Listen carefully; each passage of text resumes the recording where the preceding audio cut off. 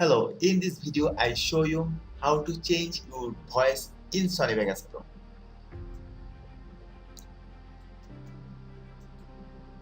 In your audio clip,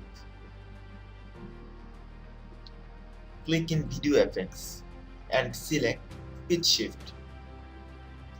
Add and click OK.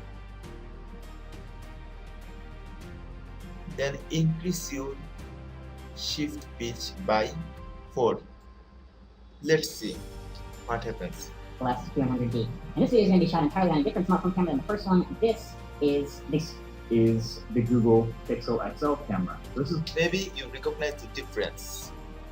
Let's try it differently.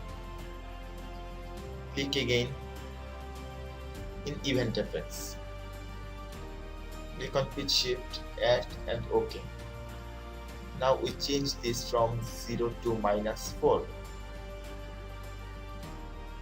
Now we see the 200D. difference. And this video is going to be shot entirely on a different smartphone camera than the first one. This is the Google Pixel XL camera. This is going to be your first look at the 4K video, the electronic but not optical image stabilization that people with laser autofocus, all that stuff is going to be tested and shown dynamic range.